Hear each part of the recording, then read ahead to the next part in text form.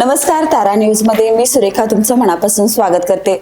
सध्या महापालिका रणधुमाळी सुरू आहे आणि राजकीय हालचालींना पण वेग आलाय. पण महापालिका निवडणूक म्हणजे नुसते रस्ते, पाणी, दिवे किंवा ड्रेनेज याच समस्या नाहीत, तर यापेक्षाही पुढे जाऊन आणखी काही महत्त्वाचे मुद्देही आहेत. या मुद्द्यावरच आज आपण थेट संवाद साधणार आहोत प्रभाग क्रमांक 4 मधील उमेदवार अभिजित कांबळे सरांशी. तर सर नमस्ते, तारा न्यूज मध्ये तुमचं मनापासून स्वागत आहे. सर, सर्वात प्रथम तुम्ही राजश्री शाहू आघाडीतून उमेदवारी तुमची जाहीर झाली. तर भाजप आणि काँग्रेस सारखे पक्ष असताना या तिसऱ्या आघाडीला जनता किती प्रतिसाद देईल असं तुम्हाला वाटते? जनतेनं ॲक्च्युली दोन्ही आघाड्यांचा अनुभव घेतलेला आहे. काँग्रेस प्रणित आघाडी पूर्वी काम केलेलं आहे. पूर्वी मुश्रीफ साहेब आणि बंटी पाटील साहेब एकत्र होते आणि मला आठवतं आहे मुश्रीफ साहेबांनी जनतेला आव्हान केलं होतं की तुम्ही घोडेबाजार बंद करा आणि आमच्या पक्षाला, आमच्या आघाडीला निवडून द्या, आम्ही कोल्हापूरचा कायापालट करतो. पण अद्यापपर्यंत तरी कोल्हापूरचा काही कायापालट झाला नाही. गेली 15 वर्ष उलट अजून आपण विकासाच्या खाईमध्ये गेलेलो आहे. आणि पुन्हा बंटी पाटील साहेब म्हणतात की बाबा कोल्हापूर कसं, जर तुम्ही म्हणशीला तसं, मग इतके वर्ष का केलं गेलं नाही? म्हणजे तुम्ही परत नवीन एक गाजर दाखवताय जनतेला आणि पुन्हा आम्ही तोच कित्ता गिरवायचा काय, पुन्हा अविकासामध्ये राहायचं काय, कोल्हापूरशी गत तशीच करायची काय? त्यामुळं आम आदमी पार्टी एक असा पक्ष आहे राष्ट्रीय स्तरावरचा जो जनतेच्या सामान्य प्रश्नांच्यावर काम करतोय.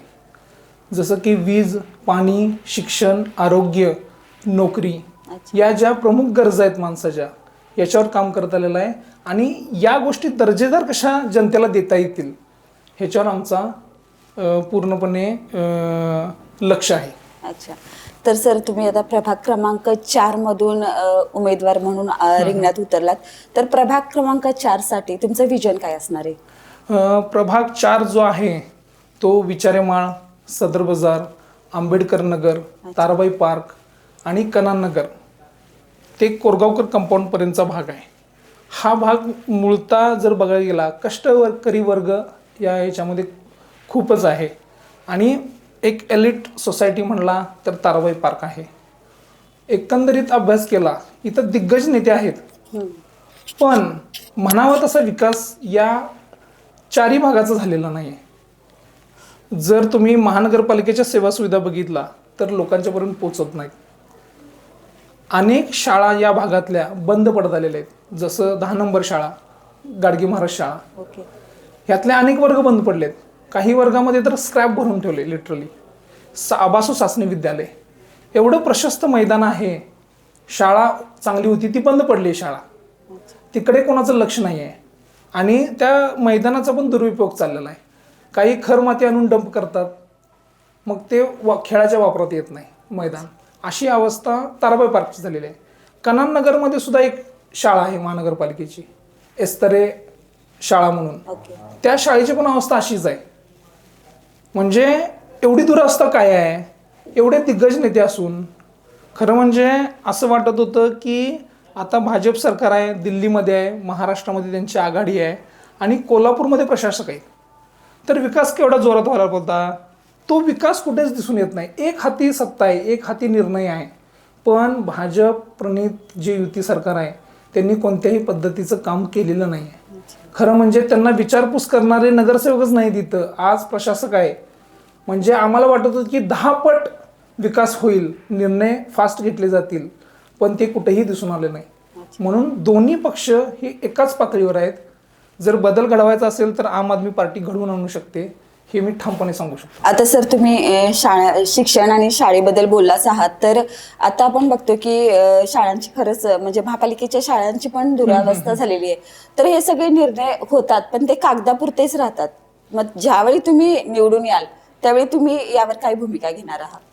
खरं म्हणजे जेव्हा मला महासचिव पदाची जबाबदारी दिली, शहर महासचिव पदाची, त्यावेळेला मी असं ठरवलं की बाबा एक कुठलं तरी सेक्टर असं करूया की त्याचा संपूर्ण अभ्यास करूया. मग मी शाळा विषय निवडला. आणि महानगरपालिकेच्या 76 शाळा पूर्वी होत्या, त्यातल्या 18 आता बंद पडल्या. मी जेव्हा सर्वे केला त्यावेळेला 61 शाळा एक्झिस्टिंग होत्या. आणि आज त्या 3 शाळा पुन्हा बंद पडल्या. म्हणजे अशा एकूण 18 शाळा बंद पडल्या. आणि हे काय करतात, एक 4-5 शाळा आहेत त्या पेपरला दाखवतात, बघा आमची शाळा कशी चांगली आहे, कोल्हापूर महानगरपालिका कसं सक्षमपणे शाळा चालवते. खरं म्हणजे त्या 4-5 शाळा सोडल्या तर इतर शाळा ज्या 53 शाळा आहेत त्या बंद पडायच्या मार्गावर आहेत.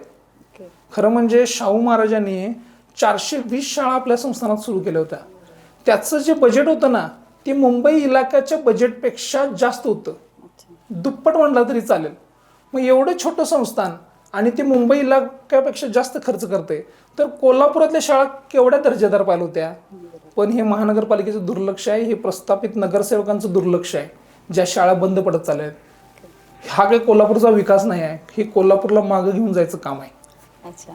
आणि शाळेमध्ये ज्या सुविधा द्यायच्या आहेत ह्या आम्ही त्यात नमूद केल्या. आणि त्या बजेटसाठी, त्या निधीसाठी आम्ही सातत्यानं प्रशासकांच्या बरोबर मीटिंग बैठका घेतोय, शिक्षणाधिकाऱ्यांच्यावर घेतोय की हा निधी आणला तर या शाळा सक्षमपणे चालू शकतात. बरोबर. अशा पद्धतीनं काम आमचं चालू आहे. आणि तो अहवाल पण आम्ही शिक्षणाधिकाऱ्यांना दिला आणि त्या अहवालाचा ते रेफरन्स घेतात आत्ता. अच्छा. म्हणजे हे एक मी जमेची बाजू म्हणेन की बाबा आम्ही दिलेला अहवाल महानगरपालिका फॉलो करते. सर आता आपण बघतोय कोल्हापूरमध्ये तसे रस्त्याचा प्रश्न तर सगळीकडे प्रसिद्धच आहे, पण आता सध्या धुळीचंही साम्राज्य खूप झालंय. तर तुम्हाला काय वाटतंय सर, याच्यावर कशा पद्धतीने काम करायला पाहिजे? खरं म्हणजे काय आहे, कोल्हापूर शहरामध्ये रस्ते हे फक्त आणि फक्त टेंडर मिळवण्यासाठी रस्ते केले जातात. कुठलं शहर आहे का सांगा जे दर 6 महिन्याला रस्ते करतं? 6 महिन्याला रस्ते करणं हे लोकांच्यासाठी हानिकारक आहे, आरोग्याच्या दृष्टीनं हानिकारक आहे. 6 महिन्याला रस्ता, वर्षाला रस्ता कुठेच होत नाही, तो कोल्हापूरमध्ये होतोय. दर पावसाळ्यामध्ये रस्ता होऊन जातोय. का होऊन जातोय? तर मुळात महानगरपालिकेची यंत्रणा कमकुवत आहे. महानगरपालिकेकडे इंजिनियर्स नाही आहेत, ते साईटवर सुपरविजनला येत नाहीत.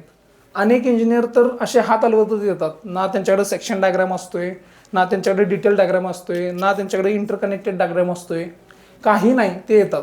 त्याच पद्धतीने ठेकेदार सुद्धा आहेत. ठेकेदार कधीच तिथं साईटवर त्यांचा इंजिनियर उपलब्ध नसतोय. त्यामुळं निकृष्ट दर्जाचे रस्ते व्हायला लागले आहेत आणि धुळीचं प्रमाण प्रचंड वाढलेलं आहे रस्त्यावर. ती धूळ उचलायला महानगरपालिकेकडे यंत्रणा नाही आहे. फक्त 2च कर्मचारी आहेत पूर्ण शहराची धूळ उचलायला. मग सांगा 2 कर्मचारी सक्षम आहेत काय? भरती करून घ्यायला पाहिजे ना. तुम्ही इंजिनियरची भरती करायला पाहिजे, कर्मचाऱ्यांची भरती करायला पाहिजे. आम्ही मागच्या वेळेला त्यांना म्हटलेलं होतं की आपण स्वीपर ट्रक घेऊया. त्या ठिकाणी ते पाणी फवारणीचं मशीन घेतले, ते बिलकुल बिनकामाचं आहे, ते वेस्ट ऑफ मनी आहे. करोडो रुपये खर्चून ते मशीन आणले, काही कामाचं नाही कोल्हापूर शहराच्या. त्या ठिकाणी जर एक जरी स्वीपर मशीन आणलं असतं तर थोडं थोडं करत आपण पूर्ण शहर झाडून काढलं असतं. तर या वेळेला मात्र आम्ही आम आदमी पार्टीचा झाडू मारून हे शहर स्वच्छ करणार आहे. सर आता तुम्ही टेंडर आणि ठेकेदारांचं बोललाच आहात, तर भ्रष्ट टेंडर आणि ठेकेदारांच्या बाबत बरंच काही असं आपण ऐकतोय. जर तुम्ही सत्तेत आला तर नेमका पहिला घाव कुठे घालणार आहे? कसं आहे, आम्ही मध्ये एका टेंडरच्या संदर्भात काम करत होतो. आमच्याकडे एक तक्रार आली होती की किमान वेतन कर्मचाऱ्यांना दिलं जात नाही. जे ठेके पद्धतीनं कर्मचारी भरले जातात महानगरपालिकेमध्ये लोकांना सेवा सुविधा देण्यासाठी, त्यामध्ये आम्हाला असं जाणवलं, एकतर ते किमान वेतन देत नाहीत. ते किमान वेतन मिळवण्यासाठी आम्ही त्या टेंडरवर काम केलं. त्या टेंडरमधल्या अनेक त्रुटी आम्हाला जाणून आल्या. हे लोक काय करतात, हे यांचा एक ग्रुप आहे, इतर पक्षातली जी लोक आहेत, सत्ताधारी असतील, विरोधक असतील, यांचा ग्रुप आहे. हे एकमेकात टेंडर वाटून घेतात. तू एवढं टेंडर, माझे एवढे टेंडर, तू माझ्या टेंडरमध्ये बघायचं नाही, मी तुझ्या टेंडरमध्ये बघायचं नाही, अशा पद्धतीनं काम महानगरपालिकेत चाललेलं आहे. तर याला कुठंतरी फाटा दिला पाहिजे. आणि ठेकेदार कोण? तेच ठेकेदार आहेत. ठेकेदारांसाठी काही निकष नाहीत, निकष बदलून घेतात. प्रशासकांच्याकडनं, त्या अतिरिक्त आयुक्तांच्याकडनं निकष बदलतात आणि आपला ठेकेदार कसा बसेल असं ते प्लॅनिंग करतात. आम्हाला तेच छेद द्यायचं आहे. कोल्हापूर शहरामध्ये खूप पोटेन्शियल आहे, खूप म्हणजे खूप पोटेन्शियल आहेत आणि जागतिक दर्जाचे काम करणारे इथं लोक आहेत. बेरीसारखी लोक आहेत. बेरी हा जागतिक दर्जाचे आर्किटेक्चर आहेत, पण कधी त्यांना काम दिलेलं बघितलं का तुम्ही कोल्हापूरच्या विकासाचं? का? ते प्रामाणिकपणे काम करतात, त्यात तुम्हाला टक्केवारी मिळत नाही, म्हणून ते अशा लोकांना ठेकाच देत नाहीत. हे आपल्या कोल्हापूरचं दुर्दैव म्हणायला लागेल खरं म्हणजे. मग आम्ही याला तडा देणार आहे.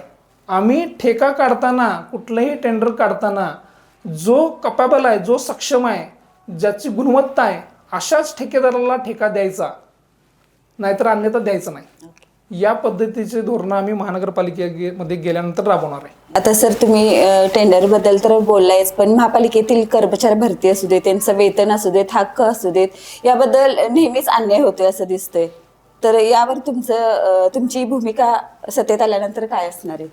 काय आहे, महानगरपालिकेमध्ये काम करत असताना मला अनेक वेळेला असं जाणवलं की महानगरपालिकेची कर्मचारी संख्याच मुळात कमी आहे. वर्षानुवर्षे रिटायरमेंट होत चाललेली आहे, पण त्या ठिकाणी नवीन भरती अजिबात झालेली नाही. मला सांगा, लोकांना सेवा सुविधा द्यायच्या आहेत, त्यासाठी लोक पाहिजे का नाही महानगरपालिकेमध्ये? जर ते लोक नसतील तर आपण नागरिकांना सेवा सुविधा देऊच शकत नाही. आणि आत्ता काय झालेलं आहे, जो एक्झिस्टिंग स्टाफ आहे त्यालाच एक चार्ज द्या, आणखी एक चार्ज द्या, आणखी असा 4-4 जबाबदार त्याच्यावर पडलेले आहेत, 4-4 चार्ज आहेत त्याच्याकडं. तो कोणालाही न्याय देऊ शकत नाही. तो धड त्याच्या टेबलचं काम करू शकत नाही, आणि जो अतिरिक्त कारभार दिलेला आहे त्याला पण तो न्याय देऊ शकत नाही. तर अशा पद्धतीने जर काम करत गेलो तर महानगरपालिका विकायची वेळ येईल अक्षरशः. म्हणजे अशी परिस्थिती आहे. त्यामुळं आम्ही मंत्रालयीन स्तरापर्यंत गेलो की ह्याचं आकृतिबंध मंजूर करा, सेवा प्रवेश नियम मंजूर करा. त्यात अनेक अडथळे आपल्या महानगरपालिकेकडूनच व्हायला लागल्यात, पण त्याला आम्ही कर्मचाऱ्यांना दोष देत नाही. ॲक्च्युली कर्मचारी वर्ग कमी असल्यामुळे ते फॉलोअप घेऊ शकत नाहीत मुंबईवरून. ही समस्या आम्ही जाणली, आणि जर आम्ही महानगरपालिकेमध्ये निवडून गेलो तर पहिला कर्मचारी वर्ग भरायसाठी आम्ही पाठी लागणार आहे. आज मला सांगा, काळामवाडी योजना मंजूर झाली, कार्यान्वित झाली, पण उद्या त्या योजनेमध्ये काही बिघाड झाला तर महानगरपालिका बिलकुल सक्षम नाही आहे ते हँडल करायला. कारण महानगरपालिकेच्या पाणीपुरवठा विभागाला इंजिनियर्सच नाही आहेत. 18 इंजिनियर भरायचं नगरविकास विभागाची ऑर्डर होती, ती यांनी फॉलोअप केली नाही, अजिबात त्याचा फॉलो केला नाही, आणि ती भरती केली नाही. आम्ही त्याच्यासाठी सुद्धा त्यांच्यावर निवेदनाच्या मार्फत आम्ही त्यांना विचारलं की ही पदं भरून घ्या. उद्या काळामवाडी योजना सुरू झाल्यानंतर आपल्या नाकी येणार आहे, आपल्याला कळणार नाही कुठं लक्ष द्यायचं आहे. आज मध्ये परवा ती बंद पडलेली योजना, एक सर्किट उडालेलं होतं त्याचं, तर कोणालाच कळत नव्हतं की काय झालेलं आहे. शेवटी ते अहमदाबादचं कोण इंजिनियर बोलवून आणला, त्यानं तो फॉल्ट शोधून काढला, मग जाऊन कुठं 7 दिवसानंतर ती योजना सुरू झाली. मग ही अशी व्यवस्था आपल्याला करायची आहे का नागरिकांसाठी? तर ते इंजिनियर्स भरले पाहिजे पहिला. सर, आता बरेच मुद्दे आपण बघितलेत, पण आरोग्य हा मुद्दा पण तितकाच महत्वाचा आहे. आता आरोग्य सुविधावर म्हणजे कोटीचा निधी येतोय, पण सामान्य नागरिक नेहमी खासगी दवाखान्याकडेच धावतोय. तुम्हाला काय वाटतंय सर? खरं म्हणजे महानगरपालिकेला आता सध्या आरोग्य अधिकारीच नाही आहे. ती आरोग्य अधिकाऱ्याची पोस्ट गेली 1 वर्ष व्हेकंट आहे, ती महानगरपालिका भरू शकले नाहीत. आणि अशा अनेक आरोग्य केंद्र आहेत की तिथे MBBS डॉक्टर नाही आहे. काही आरोग्य केंद्र, कपूर वसाहतसारखं आरोग्य केंद्र जिथं आहे तर त्या ठिकाणी कंपाऊंडर औषध देतोय. म्हणजे ही आपल्या कोल्हापूरकरांचं दुर्दैव आहे की कंपाऊंडरकडून औषध घ्यायला लागते तुम्हाला. डॉक्टर्स पाहिजे. एखादा BPचा पेशंट असेल, एखादा शुगरचा पेशंट असेल, त्याची परिस्थिती काय आहे बघायला तिथं डॉक्टर गरजेचं आहे. ते कंपाऊंडरनं औषध देऊन चालणार नाही आहे. तर ते सुधारायसाठी आम्ही महानगरपालिकेमध्ये MBBS डॉक्टरची भरती पहिला करणार, कारण त्याशिवाय आपण लोकांचं आरोग्य चांगलं राखू शकत नाही. आता महापालिकेच्या कारभारावर आपण बोललोच आहोत, पण यामध्ये पारदर्शकताच नाहीये. ही फक्त ऐकायला छान वाटते की पारदर्शकता आहे, पण त्याची अंमलबजावणी करताना महापालिका नेहमीच अपयशी ठरले. खरं म्हणजे ती पारदर्शकता येण्यासाठी मी पहिलं पत्र आयुक्तांना तथा प्रशासकांना लिहिलं की महानगरपालिकेमध्ये तुम्ही E-गव्हर्नन्स चालू करा. सगळ्या एम्प्लॉईंना महानगरपालिकेच्या E-गव्हर्नन्सचं ट्रेनिंग दिले, पण सिस्टममध्ये कोण काम करत नाही. ते इम्प्लिमेंटच केलेलं नाही E-गव्हर्नन्स. जिल्हा परिषदमध्ये E-गव्हर्नन्स आहे पण महानगरपालिकेमध्ये नाही. त्याच्यामुळे काय होतंय, कागदोपत्रीच कारभार आहे सगळा, आणि त्या कागदोपत्रीचा गैरफायदा काही कर्मचारी घेतात. कोण नागरिक आला, त्यांना तक्रार नोंदवली, त्यांना अर्ज केला, दुसऱ्या दिवशी तिसऱ्या दिवशी तो जर फॉलोअप घ्यायला आला की त्याला सांगतात तुमचं पत्र सापडणं झालंय, तुमचा अर्ज सापडणं झालाय, तो तुमच्याकडे झेरॉक्स पुन्हा घेऊन या. म्हणजे वेळ काढूपणा जो आहे की नाही महानगरपालिकेतनं, तो सातत्यानं चालू आहे. त्यासाठी आम्ही त्यांना म्हटलं की तुम्ही ई गव्हर्नन्स सिस्टम सुरू करा की जेणेकरून एखाद्या नागरिकानं जर तक्रार अर्ज दाखल केला तर तो तुमच्या सिस्टममध्ये येईल. त्यांना फक्त तो नंबर घेऊन यायचा आणि ते प्रकरण कुठल्या टेबलला आहे आणि किती दिवस आहे हे आपल्या त्या ई गव्हर्नन्समधून कळते. अच्छा. मग ते जाणीवपूर्वक करायला लागलेत, त्याला का विलंब लागा लागलाय ह्याची कारणं आपल्याला पटकन मिळू शकतात. ओके. त्याचबरोबर जो प्रशासकीय कारभार आहे तो कुठल्या टेबलला थांबतोय किती वेळ ते सुद्धा त्या ई गव्हर्नन्स सिस्टममधून आपल्याला कळते. आत्ता ते आम्ही सातत्यानं फॉलोअप जेव्हा घेत गेलो त्यांनी ई गव्हर्नन्स सिस्टम इम्प्लिमेंट केली, पण पौडी विभाग आणि ब्युरो विभाग अजूनपर्यंत त्यांनी ते इम्प्लिमेंट केलेलं नाही आहे. खरं म्हणजे पौडी विभागाला तर पहिला करायला पाहिलं होतं, कारण विकास निधी हा पौडी विभागाच्या मार्फतच जातोय. अच्छा. म्हणून ई गव्हर्नन्स सिस्टम खूप महत्त्वाची आहे, नागरिकांच्या सोयीसाठी केलेली आहे, प्रशासकीय कारभार गतिमान करण्यासाठी केलेला आहे. तर ई गव्हर्नन्ससाठी आम्ही आग्रही असणार आहे आणि 100% इम्प्लिमेंटेशन आम्ही आम आदमी पार्टीच्या माध्यमातून मी नगरसेवक झाल्यानंतर ते करणार म्हणजे करणार. त्यात अनेक भ्रष्टाचाराचे मार्ग बंद होतात. तर आता मी नगरसेवक झाल्यानंतर हे सगळं करणार, पण समजा सर तुम्ही सत्तेत आलाच नाही तरी पण हे काम पुढे चालू ठेवणार का? नक्की. आम आदमी पार्टी काय एवढ्या छोट्या छोट्या गोष्टीवर थांबत नाही. जरी मी नगरसेवक नाही झालो तर या ज्या गोष्टी आम्ही पूर्वी फॉलोअप घेत होतो त्यात कधीही खंड पडू देणार नाही. ते आम्ही जरी नवीन नगरसेवक आले तरी आम्ही या प्रश्नांचा फॉलोअप सातत्याने घेत राहणार आहे. तर सर सत्तेत आल्यानंतर सिस्टीमचा भाग बरेच जण बनतात, पण त्यापासून तुम्ही वेगळे कसे राहणार याची हमी कशी द्याल? खरं म्हणजे महानगरपालिकेमध्ये नगरसेवक निवडून काय येतात किंवा नगरसेवक आग्रही काय असतात तुम्ही बघितलं असशील, एकेका घरामध्ये 2-2 सीटा दिलेल्या आहेत. खरं म्हणजे हे सगळे जण आहेत ना महानगरपालिकेमधून आपल्याला कमवायचं साधन शोधत असतात.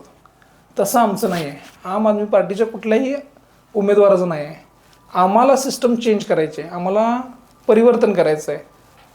खरं म्हणजे आम्ही त्या सिस्टमचा भागच होणार नाही. आम्ही कोणतंही मी वैयक्तिक सांगतो, मी वैयक्तिक महानगरपालिकेचं कोणतंही टेंडर घेणार नाही, कारण मला मग नाहीतर त्या सिस्टमचा भाग व्हायला लागेल. मला त्या सिस्टमवर अंकुश ठेवायचा आहे, म्हणून मी त्यासाठी अलप्त राहण्यासाठी टेंडरचा भागच होणार नाही. मला एक महत्त्वाचा मुद्दा या ठिकाणी मांडायचा आहे, तो पूर्ण शहरासाठी खूप गरजेचा आहे आणि खूप महत्त्वाचा आहे. या महानगरपालिकेमध्ये कन्स्ट्रक्शन, डिमॉलिशन, वेस्ट मॅनेजमेंट हा जो विषय आहे, हे जे प्रकल्प आहे, हा प्रकल्प महानगरपालिकेमध्ये कार्यान्वित असायला पाहिजे होता. दुर्दैवानं तो कार्यान्वित नाही आहे. हा विषय काय आहे, जिथं जिथं खर माती तयार होते, मग ते कुठं कन्स्ट्रक्शन चालू असेल किंवा जिथं पाडकाम केलेलं आहे अशा ठिकाणी जी खरमाती जमा होते ती खरमाती तुमच्या त्या प्लांटवर टाकून ती रिसायकल करायची असते, की जेणेकरून शहरामध्ये कुठंही खरमाती डंप होऊ नये आणि शहराचं अभद्रीकरण होऊ नये यासाठी तो प्रोजेक्ट असतो. मात्र महानगरपालिकेनं तो कधीच कार्यान्वित केला नाही. त्याच्यासाठी एक जागा लोकेट होती जी झूम प्रकल्पाच्या जवळ आहे, पण कुठलाही डिपार्टमेंट, पौडीचं डिपार्टमेंट तिथं भर टाकायला जात नाही. त्याच्यामुळं अनेक ठिकाणी ती भर मोकळ्या मैदानावर टाकली जाते. काही जे नॅचरल खड्डे आहेत त्याच्यामध्ये टाकले जाते. त्यामुळं काय झालेलं आहे, घरामध्ये पाणी शिरा लागले. काही ठिकाणी तुमच्या पुराचा जो एरिया आहे, नदी क्षेत्र, त्या नदी क्षेत्रामध्ये डंप केलेला आहे. त्याच्यामुळं पाण्याची लेवल वाढलेली आहे आणि त्यामुळं शहराला नुकसान व्हायला लागले. तर हा प्रोजेक्ट आम्ही नगरसेवक म्हणून गेल्यानंतर तो 4 ठिकाणी प्रोजेक्ट करायचा, शहराच्या 4 ठिकाणी, की जेणेकरून शहरात कुठेही खरमाती दिसता कामा नये. अच्छा. तर सर आता सर्वात शेवट म्हणजे आजच्या बदलत्या राजकारणाबद्दल तुम्ही काय सांगाल? आजचं बदलतं राजकारण हे फक्त दिखाव्याच्या बाजूनं चाललेलं आहे, ते विकासाच्या बाजूनं कुठेही दिसत नाही आहे. अनेक पक्ष वेगवेगळ्या माध्यमातून पक्षनिधी तयार करतात, फंड तयार करतात, ठराविक ठेकेदारांना कॉन्ट्रॅक्ट द्यायचा आणि त्यांच्याकडून पैसे घ्यायचे आणि तेच पैसे लोकांच्या मध्ये वाटायचे.